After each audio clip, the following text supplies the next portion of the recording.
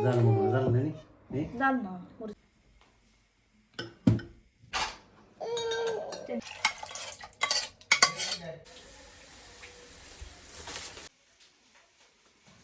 আজকে হালিম অনেক সুন্দর হয়েছে গরু মাংস থেকে।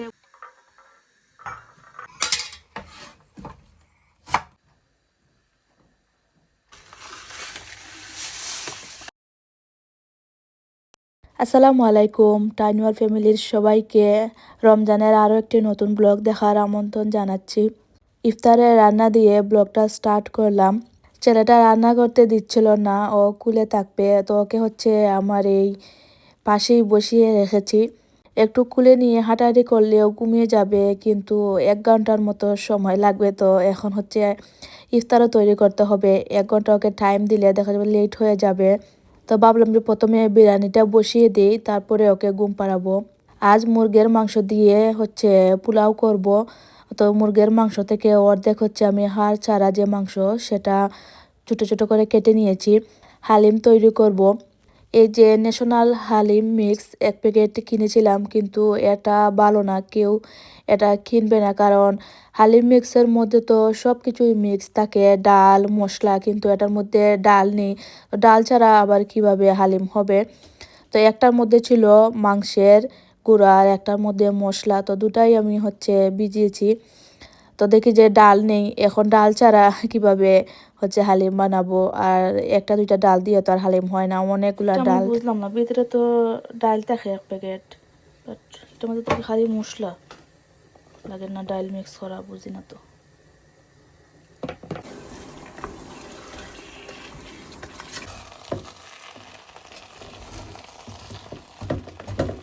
তো এটা কেউ বানিয়ে খেয়েছেন কিনা আমাকে কমেন্ট করে জানাবেন। আমি প্রথমবার এনেছি, তো আমার কাছে মনে হচ্ছিল যে এটা মনে হয় এই মশলা আর মাংস ব্লেন্ড করা। এই যে 2 প্যাকেট ডাল নেই, ডাল ছাড়া তো আর হালিম হবে না, তো এটা দিয়ে আর বানাবো না। হাজব্যান্ডকে বলেছি অন্য আরেকটা আনার জন্যে, আমার কাছে এটা ভালো লাগেনি, বেকার কিনলাম এটা। ডাল মনে হয় এক্সট্রা করে দিতে হয়, এখানে তো ডাল নেই, শুধু মশলা। এটা হচ্ছে ভেজিটেবল পাকোড়া, এখানে শাক দিয়েছি, গাজর আলু পেঁয়াজ।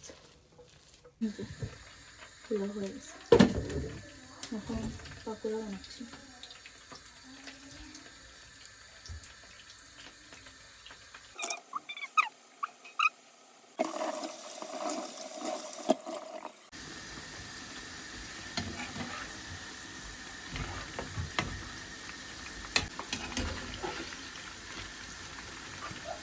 এই ভেজিটেবল পাকোড়া অনেক মজা হয়।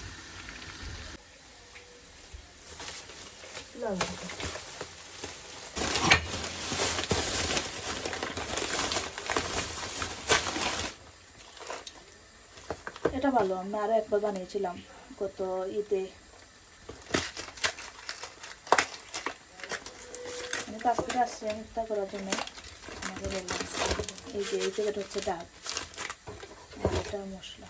তো এই প্যাকেটের মধ্যে ডাল ছিল, ডাল ছাড়া হালকা কীভাবে হয়। তো একটা ঈদের সময় বানাবো, আর এটা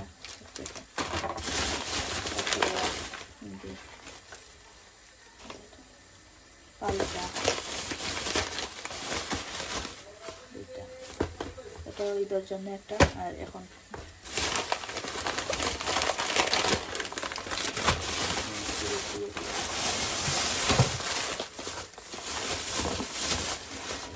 সবই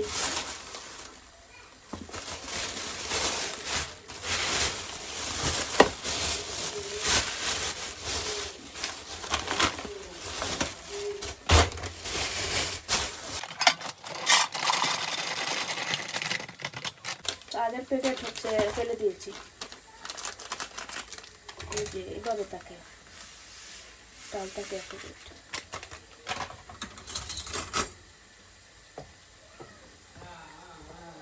আধা ঘন্টা আগে ভিজিয়ে রাখতে হয় ডালটা।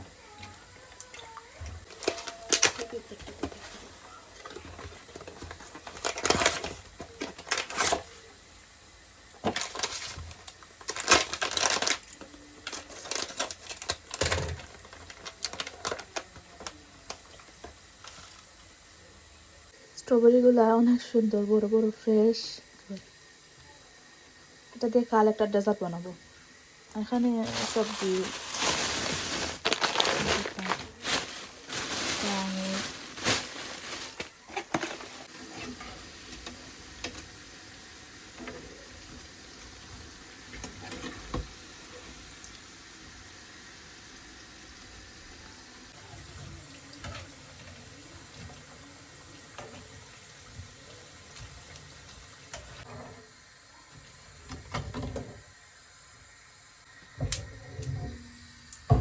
হালিম রান্না করতে তো একটু সময় লাগে, একটু বসিয়ে দিই, হয়ে যাবে। এখন হচ্ছে তোমাদের সাথে হালিমের ফুল রেসিপিটা শেয়ার করি। তো এখানে হচ্ছে তেলের মধ্যে আমি পেঁয়াজ, রসুন আর আস্ত কয়েকটা গরম মশলা ভালো করে ফ্রাই করে মুরগির মাংস দিব। গরুর মাংস দিয়েও করতে পারবে, তবে আমার কাছে এই হালিমটা খাওয়ার পরে মনে হলো যে গরুর মাংসর থেকে মুরগির মাংসের হালিম অনেক বেশি মজা হয়। তো মাংসটা কিছুক্ষণ ফ্রাই করার পরে এখন এই এক প্যাকেটে যে মশলা ছিল সেটা দিয়ে পানি দিয়ে আরও 2-3 মিনিটের মতো জাল করব। তারপরে অ্যাড করব ডাল। হালিম রান্না করা খুবই সহজ, কিন্তু না জানলে আসলে মনে হয় না জানি এটা কত কঠিন। এই তো ডালটা দিয়ে দিলাম, তারপরে আরও বেশি করে পানি দিয়েছি, কারণ এটা সিদ্ধ হওয়ার পরে একটু আটালো হয়ে যায়। তো যতটুকু ঝোল রাখবেন তার থেকে দ্বিগুণ পানি দেবেন। এই যে হালিম হয়ে গেছে। এখানে ফালুদা বানাচ্ছি। এখানে দিয়েছি 2 কাপ, এই আরও 1 কাপ, 3 কাপ দুধ। আর এই যে ফ্রুট কেটে রাখছি। আজ বাসায় অনেক ধরনের ফ্রুট আছে। এটা হচ্ছে আপেল, খেজুর, স্ট্রবেরি, এটা আর একটা ফল, আম, আঙুর, ডালিম। আজকে হালিম অনেক সুন্দর হয়েছে। 2 দিন আগে নতুন একটা বাটি কিনেছিলাম মাটির। এখন এটার মধ্যে ফালুদা রাখবো নাকি এই হালিম। অনেক সুন্দর বাটি।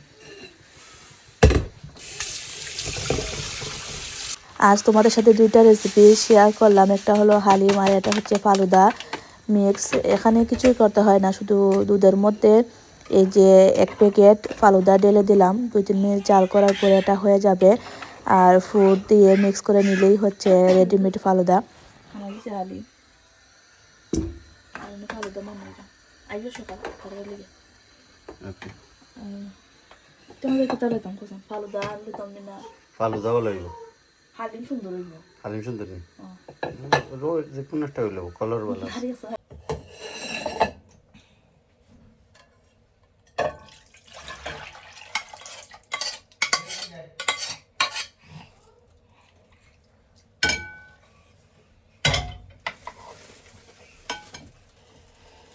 কয় দিছো করে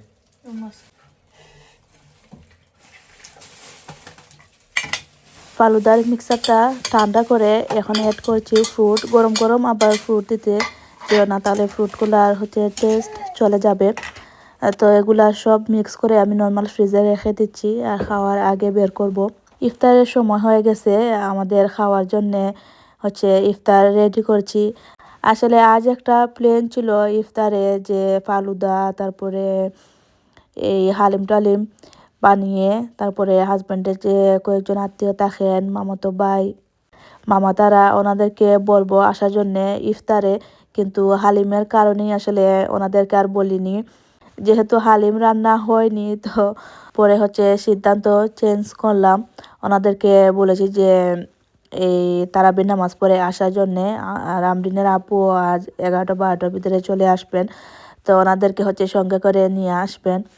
সবাই মিলে হচ্ছে হালিম ফালুদা এগুলা খাবো আর একটু আড্ডা দিলাম।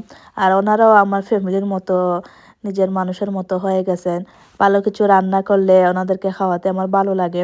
আসলে যারা আমার পার্সোনালি চিনেন, আমি মানুষকে অনেক ভালোবাসি, কিন্তু যারা আমার ভালোবাসার দাম দেয় না, আমি একবার ওনাদের থেকে মুখ ফিরিয়ে নিলে জানি না কেন সেকেন্ড বার ওনাদের প্রতি আর আগের মতো ভালোবাসাটা জন্মায় না। কিন্তু কিন্তু এত সহজে চলে আসি না, অনেকবার সহ্য করি, ক্ষমা করি, তারপরে ওনাদেরকে সুযোগ দেই, কিন্তু কথায় বলে না যে কয়লা ধুইলে ময়লা যায় না, ঠিক এইরকমই কিছু মানুষ আছে। যতই তাদেরকে ক্ষমা করো, সুযোগ দাও, কিন্তু ওনাদের ব্যবহার কখনো তুমি চেঞ্জ করতে পারবে না। আমি চেষ্টা করি প্রত্যেকটা যার সাথে দেখা বা পরিচয় হয়, আত্মীয় স্বজন বলো বা বাহিরের মানুষ বলো, আমি চেষ্টা করি আমার সবটুকু দিয়ে ভালোবাসার। কিন্তু অতিরিক্ত মানুষ বলে না কোনো কিছুই মানুষ হজম করতে পারে না। তো আমার অতিরিক্ত ভালোবাসা দেখে এটা মানুষ আবার দুর্বলতা মনে করে। কেউ কেউ আবার ভাবে যে পাইছি সরল সোজা, মানে আজকালকে দুনিয়ায় এত ফ্রেশ ভালোবাসা আর এত খাওয়া দাওয়া, মানে এত কিছু কেউ করে না। তো হঠাৎ যখন দুই একজন মানুষ অতিরিক্ত ভালোবাসে তখন মানুষ এটা নিতে পারে না, বলে যে সরল সোজা পাইছি যতদিন পারি খেয়ে নিই। আলহামদুলিল্লাহ, আজকে আমার এই ছোট্ট ফ্যামিলির সবাই একসাথে এত ভালো লাগছে, মানে এত খুশি লাগছে। বারবার মনে হচ্ছে যে আমার পরিবার, এরাই আমার আপনজন। প্রত্যেক দিন একা একা ইফতার করি, আর আজ হচ্ছে ছেলে মেয়ের হাসি খুশি নিয়ে ইফতার করলাম। হাজবেন্ডও বাসায় ছিলেন। প্রত্যেক ইফতারে দেখা যায় যে ছেলে মেয়ে ঘুমিয়ে থাকে, তো আজ ওরাও ছিল ইফতারে। ইফতার করার পরে হাজবেন্ড কাজে চলে গেছেন, আর আমি একটু হচ্ছে রেস্ট করলাম। এখন 11টার দিকে উঠে বাকি প্রিপারেশনটুকু নিচ্ছি। আজ হচ্ছে মাটির কাপে চা খাবো। আমার কাছে প্রায় মোটামুটি সব ধরনেরই কালেকশন আছে, মানে আমার যখন যেটা ইচ্ছা করে তখন সেটা দিয়েই আমি হচ্ছে মানুষকে খাওয়াই বা নিজে খেতেও পছন্দ করি।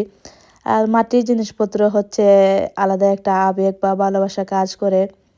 এগুলো আমি সব সময় বের করি না, যদি ভেঙে যায় তাহলে তো আর পাবো না। এই কাপগুলা বাংলাদেশ থেকে নিয়ে এসেছিলাম। তো যখন হচ্ছে ভর্তা পার্টি করি তখন এগুলা বের করি। তো বেশি কিছু রান্না করিনি, টুকটাক এই কয়েকটা জিনিসই, কিন্তু ওনারা অনেক বেশি খুশি হয়েছেন। সুন্দর করে সাজিয়ে গুছিয়ে যে প্রেজেন্ট করেছি। তো এখানে হচ্ছে আমি সব কিছুই রেডি করে নিয়েছি।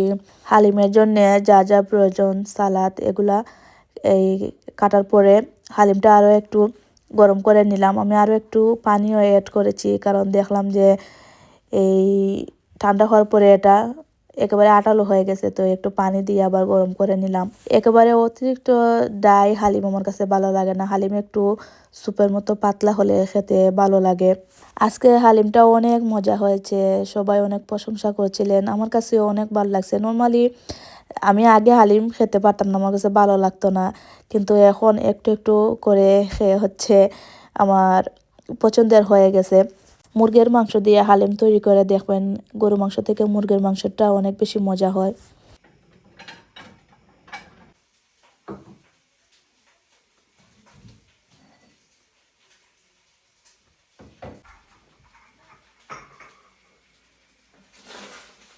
আমি একটা কথা সব সময় বলি, কাউকে ভালোবাসলে সে যদি তোমার ভালোবাসার দাম দেয় তাহলে নেক্সট টাইম ভালোবাসতে বা খাওয়াতেও ভালো লাগে। অনেক সময় দেখবেন কিছু মানুষকে আমরা এত ভালোবাসা দিই, আপন করার চেষ্টা করি, কিন্তু তারপরেও সম্পর্কটা ভেঙে যায়। আর এটা হচ্ছে আল্লাহই করেন, কারণ ভালোবাসা যদি দুই দিকে সমান না হয় তাহলে সেটা বেশি দিন টিকে না। একজন শুধু ভালোবাসা দিয়েই যাবে আর তুমি তার খেয়ে দিয়ে তার পিছনে বদনাম করবে। একদিন, 2 দিন, 3 দিনের দিন হচ্ছে আল্লাহ সব কিছুই ফাঁস করে দেন। কারণ তুমি ভাবছো যে আমি তো পিছনে কথা বলছি বা গালি দিচ্ছি, সেই মানুষটা তো দেখছে না বা জানছে না, কিন্তু আল্লাহ তো সব কিছুই দেখছেন। আর মুনাফিক, গাদ্দার অথবা বিশ্বাসঘাতক মানুষকে আল্লাহ কখনোই পছন্দ করেন না, সেই কারণেই ওনাদের রূপটা হচ্ছে বের করে নিয়ে আসেন। তো আজ যারা হচ্ছে আমার বাসায় এসেছেন, আমি বা আমার হাজব্যান্ড ওনাদেরকে যেরকম পছন্দ করি বা ভালোবাসা দিই, ওনারাও হচ্ছে আমাদেরকে অনেক হেল্প করেন, ভালোবাসেন। সেই কারণেই হচ্ছে সম্পর্কটা এতদিন ধরেও টিকে আছে। আর দোয়া করি বাকি জীবনও যেন ওনাদেরকে এভাবে ভালো ভালো জিনিস রান্না করে খাওয়াতে পারি। শুধু যে টাকা পয়সা দিয়ে হেল্প করলেই হেল্প সেটা না। এই যে রমজান মাসে হাজব্যান্ড মাত্র 2 দিন এসে বাসায় ইফতার করেছেন, কিন্তু বাকি রমজান হচ্ছে ওনারা ইফতারটা আমদিনের আব্বুর কাজের ওখানে দিয়ে আসেন। এইটুকুই বা কয়জনে করবে।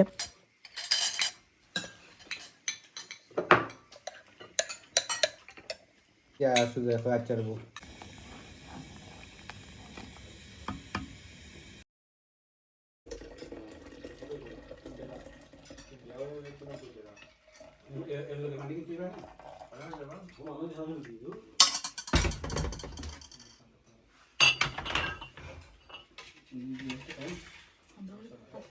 এগুলো আর দরকার না দিদি শেষ তোমরা মায়ের হলে কেস লড়বো না, তুই না দেখায়। এগুলো 40 লিটারের লোক ও বলছে ওকে খান বলে নি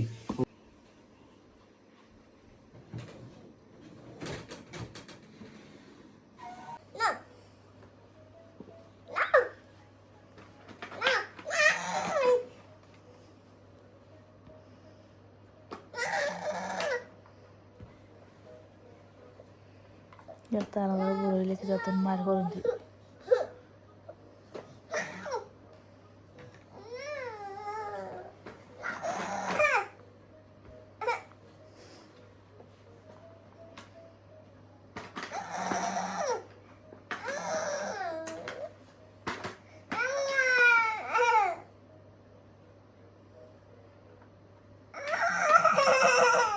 পরে নাকি রুমে লইয়া থাকি